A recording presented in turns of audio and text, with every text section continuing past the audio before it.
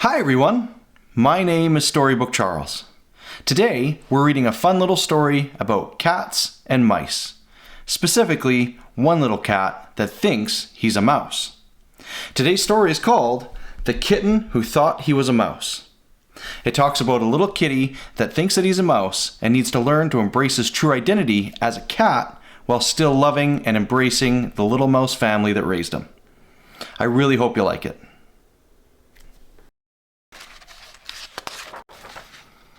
There were 5 Migsies, Mother and Father Miggs, and Lester, and 2 sisters. They had, as field mice usually do, an outdoor nest for summer in an empty lot, and an indoor nest for winter in a nearby house. They were very surprised one summer day to find a strange bundle in their nest. A small, gray and black bundle of fur and ears and legs, with eyes not yet open. They knew by its mewing that the bundle must be a kitten, a lost kitten, with no family and no name.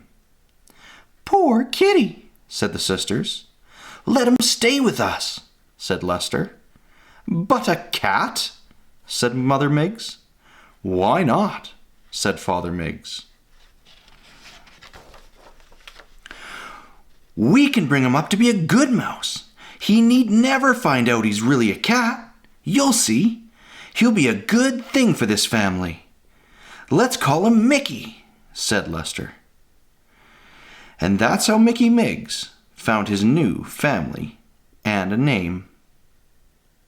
After his eyes opened, he began to grow up, just as mice do, eating all kinds of seeds and bugs and drinking from puddles and sleeping in a cozy pile of brother and sister mice.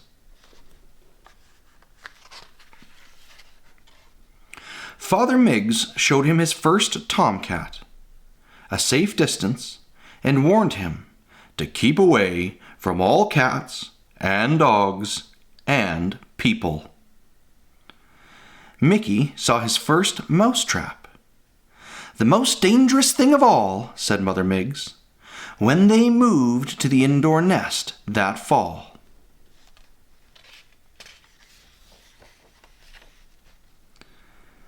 Mickey became useful in fooling the household cat Hazel.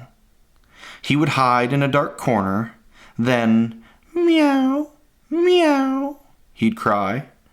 Hazel would poke around, leaving the pantry shelves unguarded while she looked for the other cat. That gave Lester and his sisters a chance to make a raid on the leftovers. Poor Hazel. She knew, she heard, even smelled another cat, and sometimes saw a cat's eyes shining in a corner, but no cat ever came out to meet her. How could she know that Mickey didn't know he was a cat at all, and that he feared Hazel as much as the mousiest mouse would? And so Mickey Miggs grew, becoming a better mouse all the time, and enjoying his life. He loved cheese, bacon, and cake crumbs. He got especially good at smelling out potato skins, and led the sisters and Lester straight to them every time. "A wholesome and uncat-like food," said Mother Miggs to Father Miggs approvingly.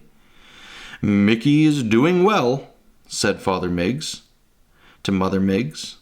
"I told you so." Then one day, coming from a nap in the wastepaper basket, Mickey met the children of the house, Peggy and Paul. "Eek!" Mickey squealed in terror. He dashed along the walls of the room looking for his mouse hole. "It's a kitten!" cried Peggy, as Mickey squeezed through the hole. "But it acts like a mouse," said Paul. The children could not understand why the kitten had been so mouse-like, but they decided to try and make friends with him. That night, as Mickey came out of his hole, he nearly tripped over something, lying right there in front of him. He sniffed at it. It was a dish, and in the dish was something to drink. "What is it?" said Mickey. Lester didn't know, but timidly tried a little. "No good," he said, shaking his whiskers. Mickey tried it, tried some more, then some more, and some more, and more, and more, until it was all gone. He said. "What wonderful stuff!" "It's probably poison, and you'll get sick," said Lester disgustedly. But it wasn't poison, and Mickey had a lovely feeling in his stomach from drinking it. It was milk, of course, and every night that week, Mickey found a saucer of milk outside that same hole. He lapped up every drop. "He drank it! He drank it!" cried Peggy and Paul happily each morning. They began to set out a saucerful in the daytime, too. At first, Mickey would drink the milk only when he was sure Peggy and Paul were nowhere around. Soon, he grew bolder and began to trust them in the room with him. And soon, he began to let them come nearer and nearer and nearer still. Then, one day, he found himself scooped up and held in Peggy's arms.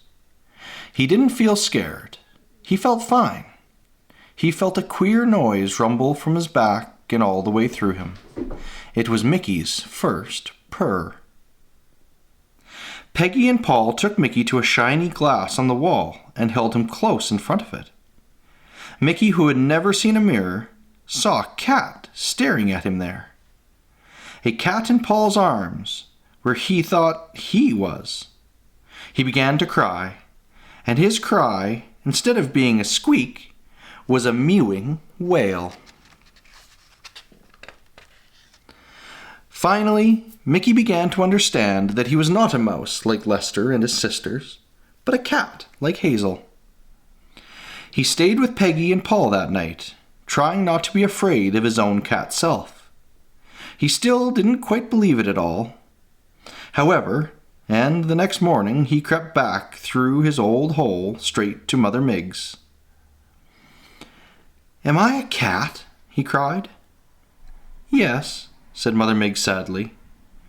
And she told him the whole story of how he was adopted and brought up as a mouse. "We loved you and wanted you to love us," she explained. "It was only the safe and fair way to bring you up."